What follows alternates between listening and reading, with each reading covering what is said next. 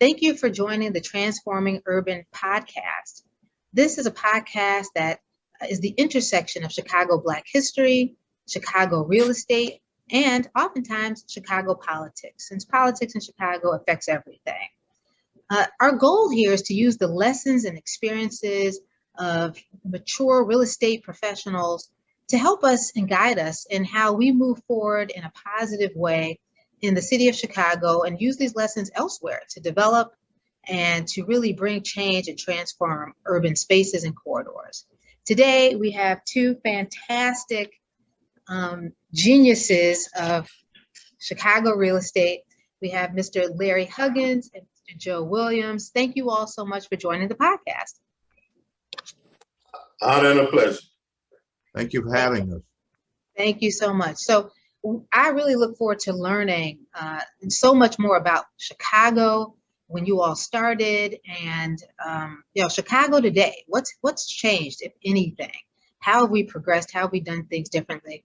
I'm going to start with Larry Huggins. Larry Huggins is the co-chairman of Granite Development. He's also the co-founder of the Chicago Football Classic and founder of Christmas in the Wards. Larry, are you a Chicagoan? Were you born in Chicago? No, I believe it or not, I'm from Atlanta, Georgia, but it's been an honor and a pleasure to be raised here in the city of Chicago, and couldn't pick the better place to live. Wow, that's fantastic. Joe, were you born in Chicago? Yes, I was born in Chicago. What grammar school, high school did you go to? I went to Carter School, which is 57th in Michigan. I went to Tilden Technical High School. I went to the University of Illinois and both Urbana and also Navy Pier. Wow, that's fantastic. Larry, how did you end up from Atlanta to Chicago? How'd that transition form, and what years was that? What years were that there? Well, actually, I came to Chicago in 1960. I was 10 when I came. I was the last of my siblings to come because I did not want to leave Atlanta, Georgia. And the only reason that I'm here in Chicago is because I was at school, got into a little trouble, and the teacher told me that for me to bring my mother, my parents, and I said, I can't do that because my mother don't live in Atlanta. And of course, because my aunt was not my legal guardian, and I was forced to come to Chicago, and went to Bill Elementary School, graduated from McCosh as 8th grade, and I went to Inglewood High School. And I graduated from Inglewood in the great year of 1968. Wow. So I hear so many great things about Inglewood back in that day. Give me the information on Inglewood. I hear it was like top of the line. Like, I know so many people who went to Inglewood and say so many great things about it. How was the school in your era? You know, I can't, when I look at my experience at Inglewood, as a matter of fact, we just had a kind of like a little reunion where a lot of us came together that was from all the various years. The experience and the things I learned there at Inglewood is invaluable. A lot of good people have came from that Inglewood community. A lot of prominent business leaders, religious leaders, professionals. And Inglewood really taught me what I'm accomplishing today. I think I just can't put, words to that, the nurturing that came from that school. In fact, we were like a family, and we're still a family. So hey, hats off to Inglewood High School. That's fantastic. How was Tilden, Joe? Where exactly was Tilden? 47th and Union. At that time, it was a different kind of community. Very, shall I say, a sensitive community as far as African American. That school over there, which was a top quality school, a school where I learned a lot of trade work, learned how to do a number of different things. It still was in a tough community. And I always remember that if you came to school over there, you wanted to make sure that you were leaving the school and coming back to the real South Side before it got dark. Oh, wow. So yeah, you all have a lot of sort of great experiences that a lot of people should know about along those lines, and we'll sort of transform into that. I didn't introduce myself to the audience. Again, I am Lauren Lowery. I'm the principal and CEO of FP Commercial Real Estate and Finders Plus Real Estate. We are full service real estate brokerage, specializing though in commercial development, representation, and asset management. And this will almost close to 30 years of being in business. I've seen a lot of, people sort of come and go in the real estate fields. And so to have you two veterans here in development really is a pleasure, and we're going to learn a lot. So Larry, talk to me quickly about your sort of what you thought you were going to do with your life. When you graduated high school, what did you want to do? Well, to be honest with you, I think when I graduated, I grew up in a single parent household, and I had two choices. One, either you go to college, which I had some opportunities to do that, but also it was during that time in 1968 with the assassination of Martin Luther King Jr. The unions began to recruit African Americans to get into the various trade unions. So they came over to what they call the career day at Inglewood, and they talked about the opportunities to do just that. And I looked at that, and here it is. I could get into a 3-year apprenticeship where I would go to school 1 day a week, work 4 days a week. And at the end of the day, it gave me an opportunity to earn a pay, and I learned to trade. And as it turned out, that was one of the best decisions I ever could have made in life by taking on the responsibility. And of course, I went from being an apprentice to a journeyman to a superintendent, and I became an owner of my own construction company, painting outfit at the time. Wow.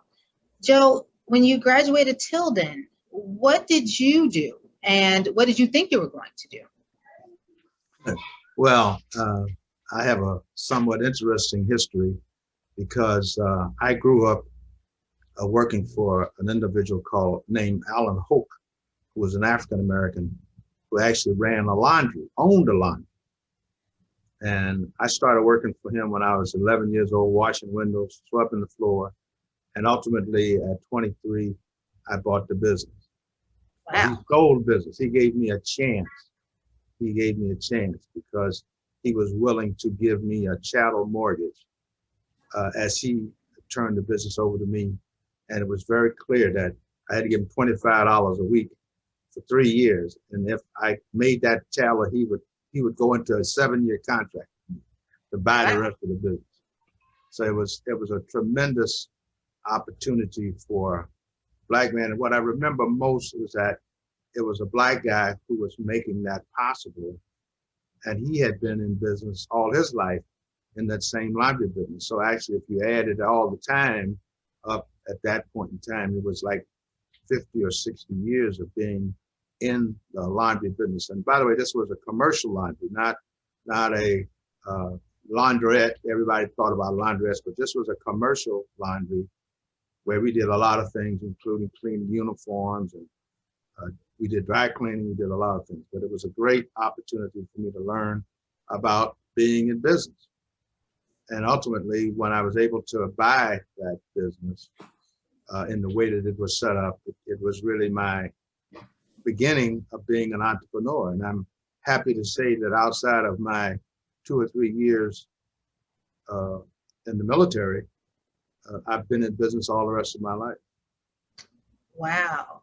So that's really fantastic to be able to buy a business, at such a young age and have some help with that. Because, in the real world today, it's very difficult to, have someone finance your business or allow you to take over and, with sort of the small payments, very difficult. Larry, you also mentioned that what was the time span between you sort of working and then owning? Well, actually, as I said, I served a 3-year apprenticeship. And when I graduated from Washburn in 1971, I became a foreman for a company called R.S. Bailey and Associates. and I worked with them for 3 years. And painters went on strike in 1974. And of course, you know, being a foreman for them, a lot of people always told me that if you ever decide to run your own business, for me to let them know. So when the painters went on strike, they were on strike for about 3 weeks. But I had went out, and some of those same people that asked me to come and talk to them, I did that. And so when the strike was over, I decided not to go back to work. And so by mistake, I became an entrepreneur, and I was at the young age of 24. Oh, wow. I opened up my own business. Both of you all. So if it wasn't for that painter strike, I probably would have still been working for somebody. Well, what a blessing for that strike, you know. I mean, things like that happen, I think, a lot. A lot of people, sometimes they're fired and things happen, and you have to do it yourself at some point. And, you know, sort of, you have to keep things moving. So I'm so proud of the both of you at 24. Actually, when I think about it, I did start my company, Finders Plus Real Estate, when I was 24 years old. I just realized that I could bill people myself for the same work I was doing for somebody else, and they paid me once. I was like, wow, they paid me personally. I was like, I'll never work for anyone again. I can just start sending out invoices with my name on it. And I'm like, why would I work for people? So I've barely worked for people since then as well. But okay, so now you are both 24 years old, running your own businesses, and you're sort of in the field, Larry. But Joe, what was the transition, and what's the timing on the transition to you working in construction? Well, one of the things that was a part of the legacy of the African American who sold me the business was that he told me that, one, it was a tough business and I was going to have to work damn hard in order to make it. But he also said that if I didn't make any money, I should go into real estate. So that was my first understanding of, if you were Black and if you could ever make any money, the right thing to do would be to put the money in real estate. So everybody learns in some way or another. So I think that that started me to thinking about real estate at a very early age. I bought a couple of buildings, actually expanded the laundry into one of the buildings, went bankrupt around some other buildings. So I've always had this feeling that real estate was the feast or famine of a life experience. And of course, I've had that feast or famine of a life experience. And of course, it just reminds me that real estate is what Black people have done for the last 75 years, at least in Chicago. I'm very pleased to see that now we have so many more individuals who are in the investment community, because real estate is tougher today, actually, in a way than it was a long time ago. It may be something to have another conversation about, but definitely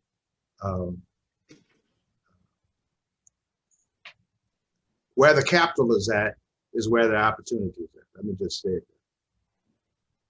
Well, that's a good segue. So talk to me about what you remember as young people. So in the 60s, et cetera, who were the major Black developers?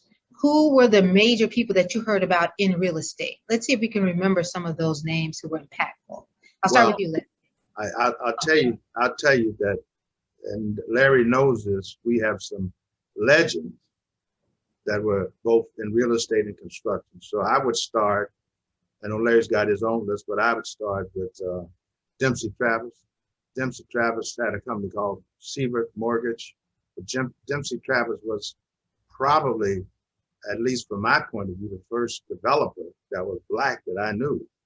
And I didn't even understand what it was to be a developer at that point. But whatever he was doing, including that major building that he built right at the corner of 87th and Cottage Grove, was an inspiration because it was something that was there. The other person I'll just mention is really contractors. Robert Martin I want to say Robert Martin because once again, he was a major Black general contractor, came up from the South, very talented. But what his legacy is that at 31st and King Drive, there's like a 20-story building. And he built that building and he owned that building. I don't know if he owns it today, but he owned it then. He built it as a masonry contractor. And of course, it stood out because that was the only Black building on then King Drive. Well, it was South Park at that point, not necessarily King A Drive. Black man built that building? Are you kidding me? So, okay, hold on. Okay, so a Black man built the building on 31st and King Drive on the southwest corner? Yes. Bob Martin. Wow, you've enlightened me today. So thank you for those names. And these are the kinds of people we should be researching, that books should be about. And that's what our goal is here, is to continue to compile history so that we remember these names. So we use these names and these people as inspiration to move forward in our own careers. So thank you so much for that. I somehow didn't know that. Larry Huggins, who were what was going on? Talk to me about the Black developers that you remember and some of the Black development that you know that Black people built. You know, it's amazing. I mean, Joe and I, you know, our life paths has been kind of like on very similar. You know, Dempsey Travis was really the guy that always stood out when it came to real estate. So I remember I was a painting foreman for a company called R. Construction Company, and the property there called Barbara Jean Wright Courts. I actually was the guy that painted that building. And once we finished that, when the painters went on strike, I went to a friend of mine, his name's Cornelius Goodwin. He was actually the property manager. And he said, well, Larry, listen, even though I'm the property manager, I work with Dempsey Travis. In order for me to give you some work, you got to go see Dempsey. And I did. And Dempsey Travis gave me my first contract. Wow. And I am so grateful for Dempsey. As a matter of fact, even on occasions, I would just go to Dempsey's office and we would always talk shop. But you also had a guy by the name of Cecil Butler, who was on the west side, and he helped develop a lot of property on the west side.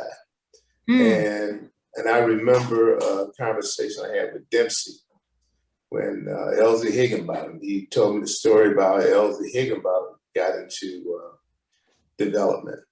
So there was a lot of guys that were kind of like before us, you know, and when you look at people in construction, as Joe mentioned, Robert Martin Construction Company. When Robert Martin built that building, I was the painting contractor that painted that building. There were guys like Ernie Bush, Charlie Moore. Charlie Moore also, as a contractor, he built his own building there, his seniors building there at 67th and Stony Island. Ernie Bush, I don't think Bush built any of his own property, but those were the guys that we all looked up to. Those are the guys who we always wanted to be like. And at the end of the day, sometimes you never know the path that you take, where it's going to lead you. But when you have role models that are out there, it gives you something to work towards, to work for, and you just want to grow up and be like. Wow, that's so important. Again, the reason why we do this podcast is so we can influence people in the future to learn from your path and, you know, take the ball and have it running. So I'm curious about the longevity and the sustainability of some of those people you're talking about who had these companies. And where did those companies go? I mean, and did they pass those companies down to someone? Was it bought out, or did it just disappear? Did they disappear?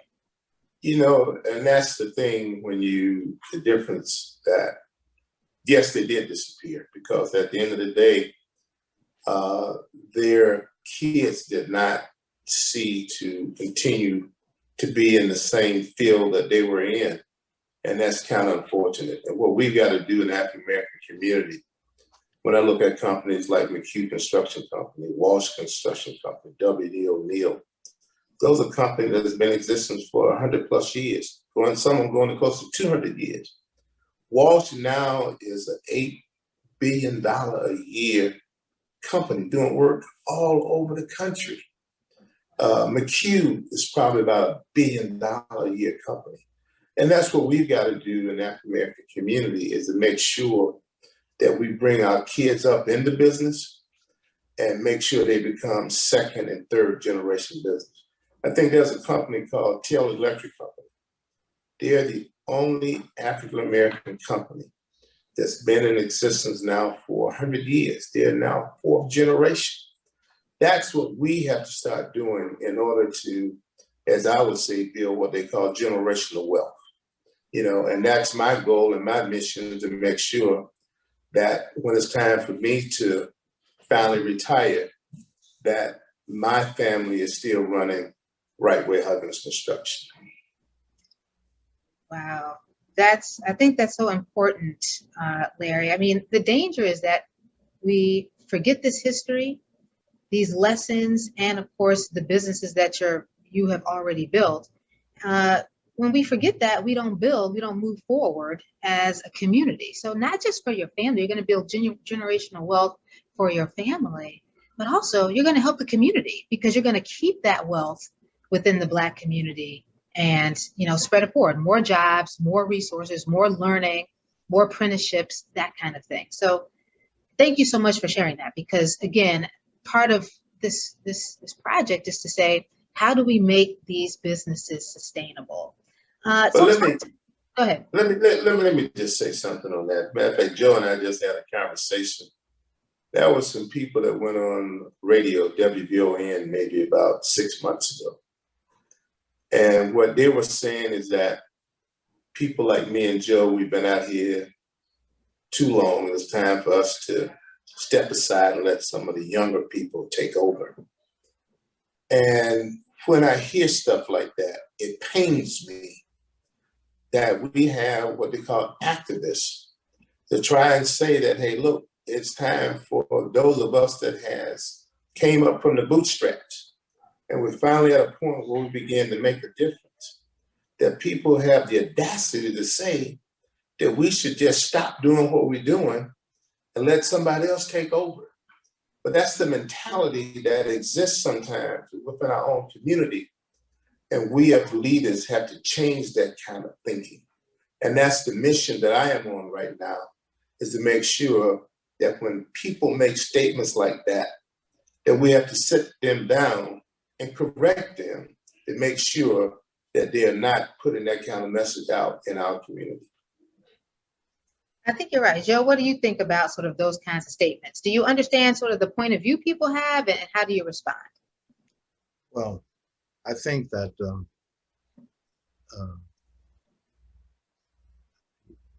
United States has always been a country that rewarded capitalism.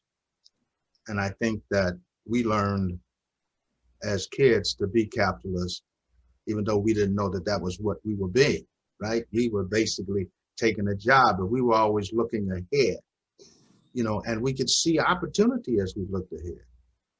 It was just that we were not getting in the door.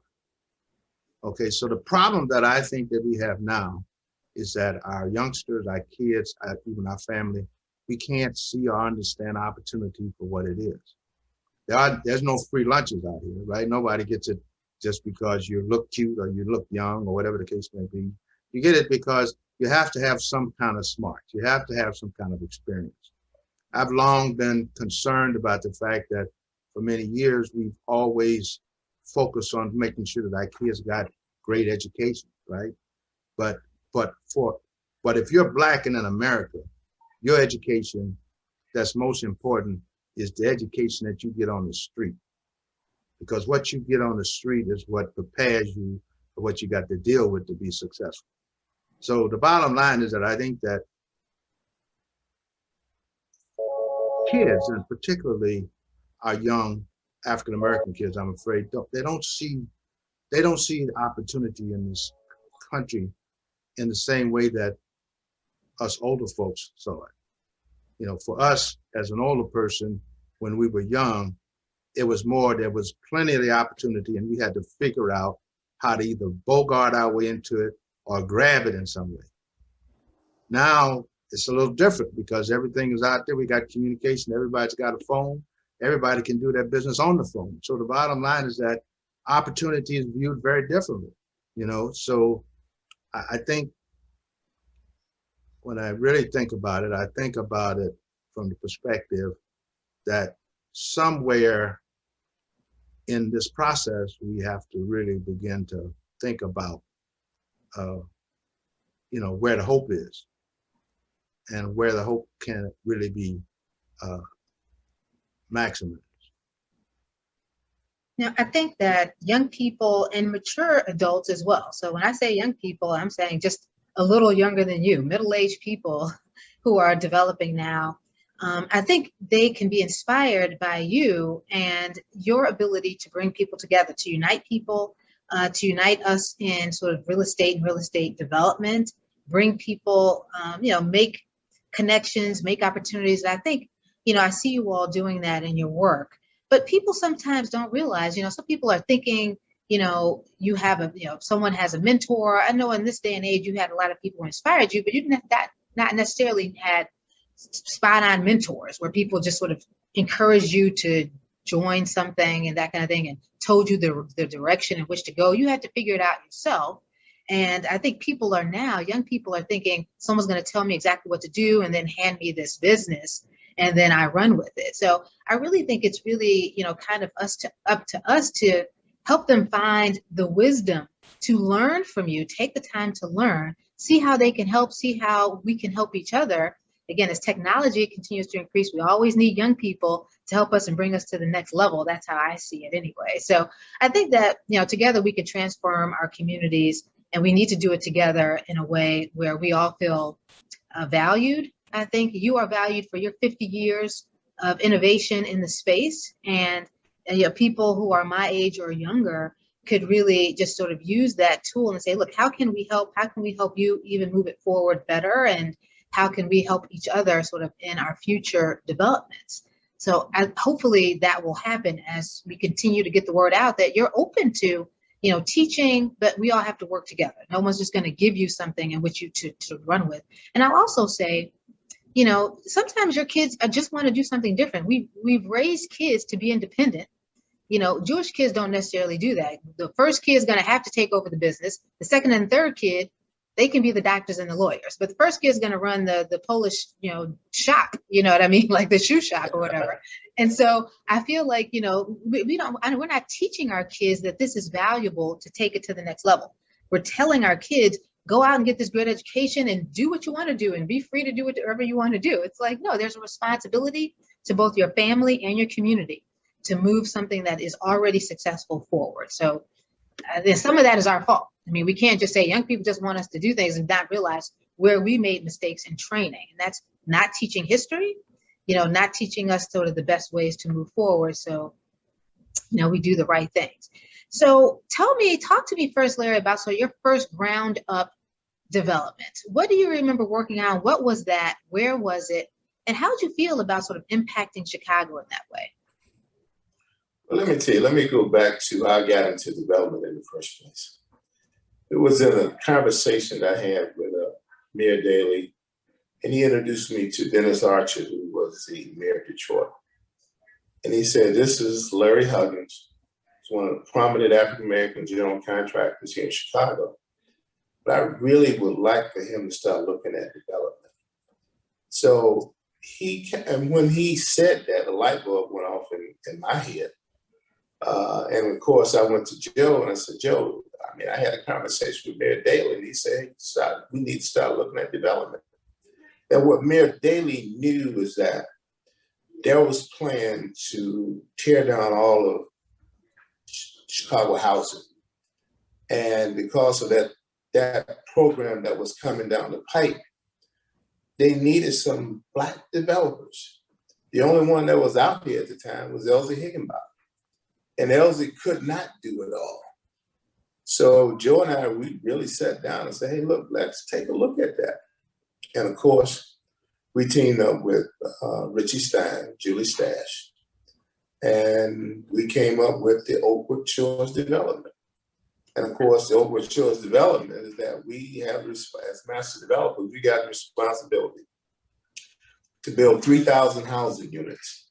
And out of those 3,000 housing units, we've only built something like 986 units. But what was so important to us as developers is that we had an opportunity to have the impact in the construction field by making sure that we had African-American contractors, minority contractors, building that development. In which, I mean, Joe can talk about the role that he has played with Target Group and making sure that those African-American contractors was identified. And when we look at all of the people that we have employed, all the young men and women that we've been able to get into the construction trades, and all the people that for the years that I've been out here, 30 plus years, and a lot of people that work for me started out with me. They're now retiring, getting pensions. Kids have gone to college and graduated. Some of their kids are now working in construction that are still working for me. So the impact that we have had on a whole in terms of helping redevelop our own communities, the communities in which we live, you know, you can't put a price tag on that. It's priceless. And that's why that's the benefit that I get out of being a developer, being a general contractor. And just as you drive around the city, you look at some of the monuments, things that you have built over the years that you can just be so proud of. So, I mean, that's my joy, that's my passion. And I just can't, I'm just thankful that I've just been blessed to be able to have those kinds of relationships and do the things that I do. Joe, talk to me also about, you know, some of the projects that you're very proud of, some of the first things you remember sort of having an impact on the finite real estate there is on the earth. You know, so you recognize it. You made a difference with this particular community. Well, I want to say in response to, in agreement with Larry, that one of the things that most of these projects have meant for us is that we've been able to cut our folks in on the pie, right? So if you look at the deals that are going on right now, when we started, there were no Black architects that were doing the kind of work that we were doing. We had to find some folks. We had to actually import some folks from around the country. But at the end of the day, a lot of architects have worked for us on various projects. And, you know, we can go all the way back to, there was a project that we worked on called Arbor Lakes New Homes, which is at 79th and Normal. Beautiful little 25 unit development, still there now some 25 years later, still looking good, you know, wood, and people still taking care of that property. So you go from there, you go to Jazz on the Boulevard. A lot of people don't know that we partnered with Thrush Development on that project. Again, maximizing opportunities for African Americans in construction, trying to make sure that Blacks got jobs, working on that, even in spite of the union's attitude about the work that we were going to do. But we made some happen. We made people get the jobs. We made more people from Chicago actually get the chance to work on those projects. One of our kind of like legendary projects, which a lot of people know us for, is when we partnered with Dan McCaffrey on the Burnham Hotel. And when people say the Burnham Hotel, well, where the hell is the Burnham Hotel? Well, it's at State in Washington, right? And of course, it's right across the street from Block 37. It's a downtown property, small boutique hotel, but absolutely one of the 100 most historic buildings in the United States. So we partnered on that. And then we go to, again, a lot of people know for our work at Oakwood Shores, as Larry said, we were really able to maximize opportunities for African Americans on these projects. A lot of firms, he mentioned Taylor Electric, almost all of the electrical work that we did that we've done at Oakwood Shores so far, they've been a contractor. So we built these relationships, and we've seen companies that we've worked with on our projects not only emerge, but grow to the point where they really are major players. So I think that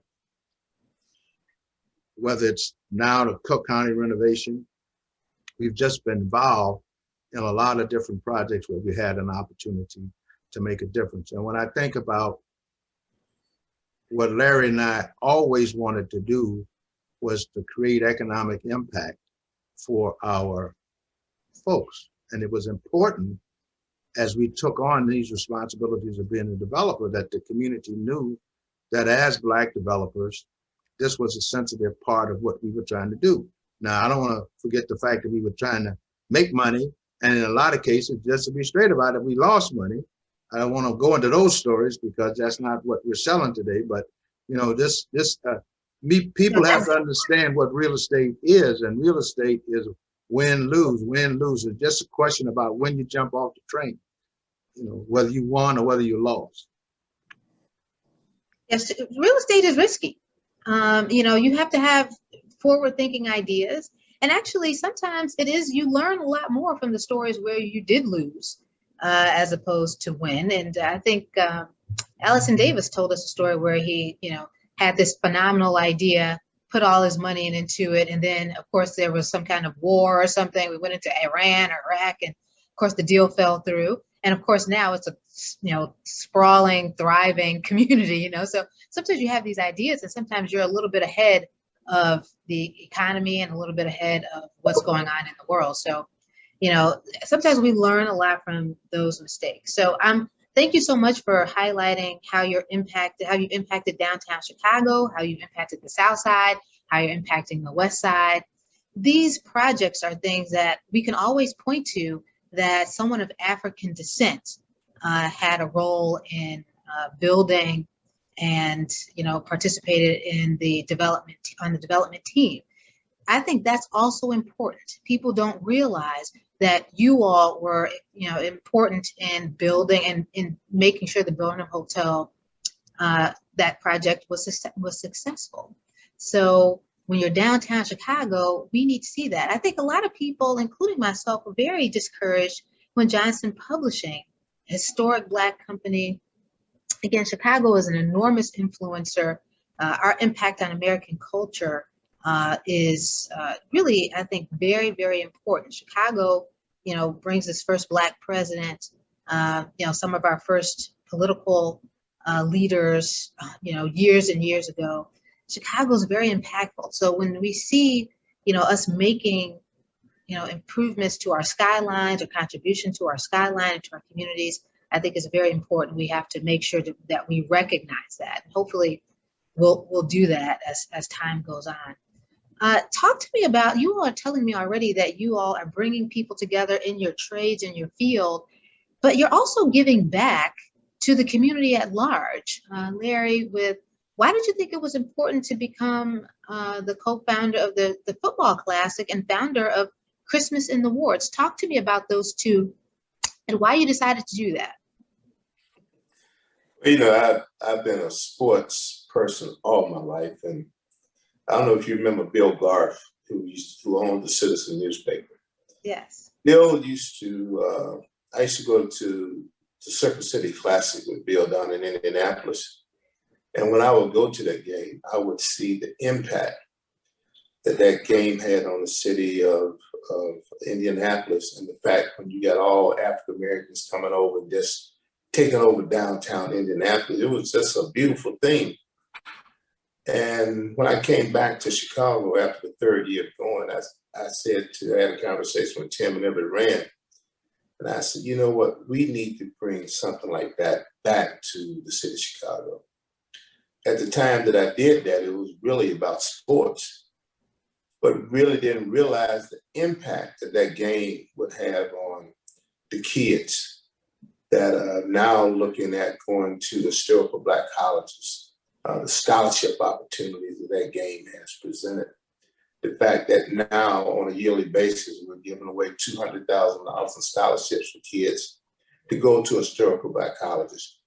The fact that there are more kids going to HBCUs here in the city of Chicago because of that game. And then again, the economic impact that as African Americans that we have on the city on a whole. So it gives you just pride, the fact that as an entrepreneur, as a businessman, and a philanthropist, I guess you could say, that we have the ability to come back and do that.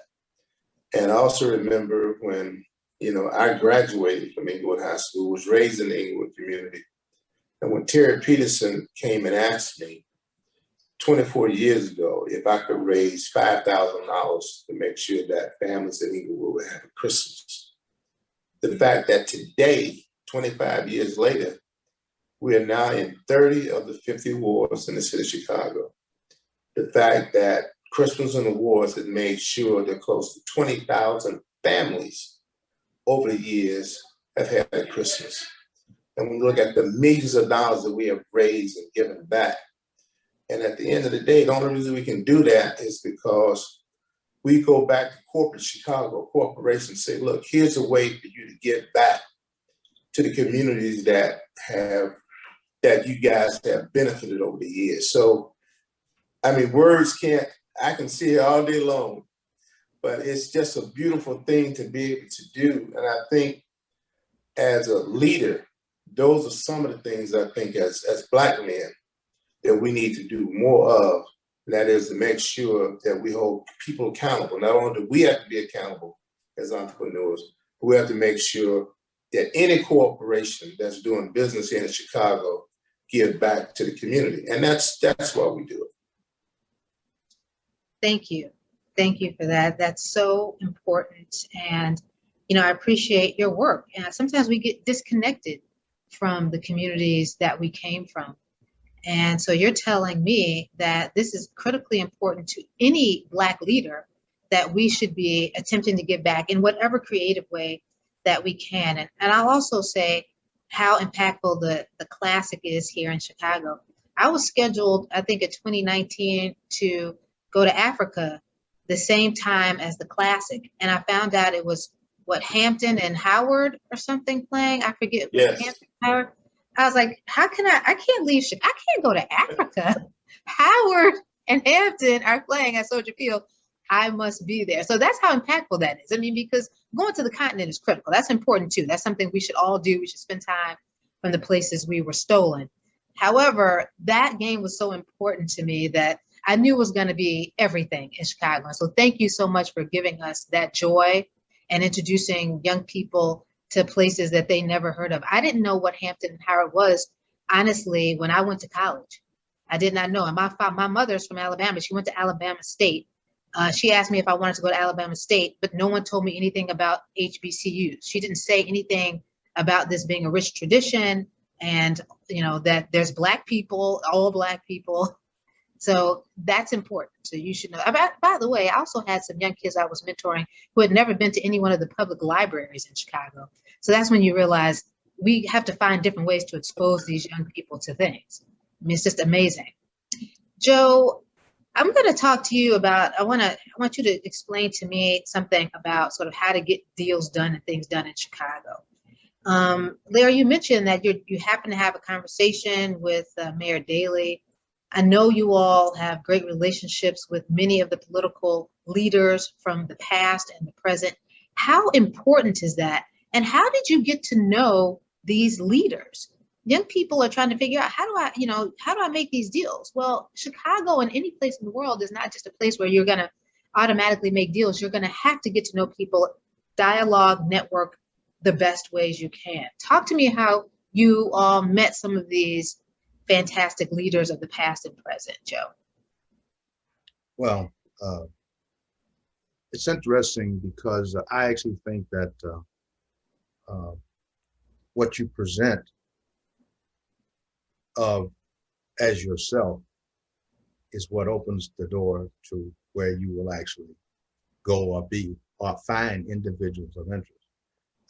Listening to you today, Lauren, it reminds me of an age-old adage, which is really, the strength Booker T. Washington said that he would rather have the ability to know something that he can do with his hands than worry about being a scholar. And he said that because what he was getting at is that I can project based upon what I know how to do. So if you listen to Larry Huggins can project because he knows how to paint. He's a hell of a painter. He paints now. He doesn't need to be painting anymore, but he paints now. So the bottom line is that he knows what he's good at. And he's always able to use that as a calling card. And what my concern about how we have to keep working with our youth is that if you have a story to tell, you probably can find 10 people who are willing to listen to the story. And how you build relationships is that you have a story. It can be that you're as rich as the world is going on, or that tomorrow you need to find a job. But you have to tell it with conviction. You have to tell it from a perspective that people really can appreciate that you know what you know. And it doesn't mean that you have to know how to be a PhD or a truck driver. It just means that whatever you are, you have to be able to say that this is what I am. And when you can do that, I think that that puts you in a situation where somebody is going to be listening to see how they can help. Yes, we do have a lot of relationships, but that comes from the fact that a lot of people, for whatever the reason, have always wanted to help. And what these conversations that we had with them inspired them to do something. Or, like I find so many people now, some people just don't know how to approach the subject of how can I help? And the people that they talk to may or may not be able to not only give them guidance, but give them a way to implement. So guidance and implementation makes all the difference. And if you don't have both of those skill sets, that's something that you have to work on. I'm not trying to belabor this point, but I do believe that our challenge is to take the community that we're a part of and accept what it is and where it is, and try to think about how we can actually build upon what we have inherently. I mean, we have great schools of thought, we have great historians, we have great writers, great artists, of course. I mean, somewhere those uplifting mechanisms need to get in more of the people's hands that are out there looking to try to make a way for themselves. There's nothing magic about who we know, other than the fact that we had something to tell them about what we needed, and they had some ability to respond and help. Got it. Well, I think that is definitely important. How can young Black developers, or who can they look to for inspiration right now? Do you know of any teams that, when I think about teams, I know you're doing sort of a lot of different projects, but when I started in commercial real estate, when I learned Chicago commercial real estate, my dream was, and this was a long time ago, to build a development, to build retail, which is what I knew, with an all-Black team. So I wanted all of the financiers to be Black, the construction people to be Black, the developers to be Black. Of course, I wanted to represent the center. And now I'm working with a group where we're just buying retail in urban corridors so as to improve it ourselves. So we're going to buy all of 47th Street and hopefully bring something that says we're interested in this Black community. We want to make sure that it's impacting positively the Black community. So if I'm going to put retailers in there, I'm going to put retailers in that to add value to our communities. Do you know of, and so you all are sort of underneath a lot of real estate development, but I'm not 100% sure I've seen any development that was an all Black team in commercial real estate. So even if it was mixed use, you all would probably know better than me. Do you all know of any developments in the last 20 years where the entire team was of African descent or people of color? Well, I think that Dempsey Travis and particularly Bob Martin, both of them, and Charlie Moore, they kind of perfected this before, because remember, we were in a situation where we didn't have a choice. There was no white developer that would come to the South Side. I mean, so So, you know, you almost in this situation, you want to look back because the experience of having people is there because we did it. Now the question is that a lot of people, because of the risk, and I've asked some of the folks that are Black about this, but because of the risk, people that are smart enough to understand that there is a risk, also smart enough to figure out this is not where I want to make an investment. So, Joe, let me add to that. I mean, back when Bob Martin and Ernie Bush and Charlie Moore were out here, each one of those guys was on a board of a major Black bank. Bob was at Independence Bank, Charlie Moore was at Highland Community Bank, and Bush was at Seaway Bank. So what they were able to do is because they had that relationship with the bank, they were able to go and borrow the money to develop the project that they built. Today, you do not have not one African-American bank that exists in the African-American community.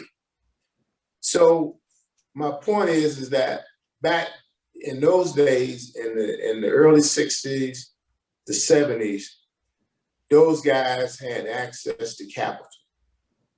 That is the number one reason as to why today you have not seen those all African-American teams, from the developer to the contractor to the financing, because it just simply don't exist. So that's why at the end of the day, you know, we gotta, when you talk about that generational wealth that has to take place, we gotta get back to that, you know. So, you know, Joe, I mean, you might know of a 100% African-American team, but I don't know of one today. But back there in the 60s, those things did exist that you just simply don't see today. well, I think that you're absolutely 100% correct. There's no team that I know of. The nearest thing that I saw was a team that went after the site next to the Harold Washington Center at 47th Street. Here you had a Black contractor, GC. You had a Black architect who was going in there to do the rehab. There's some other people. I won't mention names here, but I saw that. They didn't win the project, by the way. But at least somebody's out there trying to implement basically what you said. And I think that they ought to be lauded for that. But we need to ask for that more.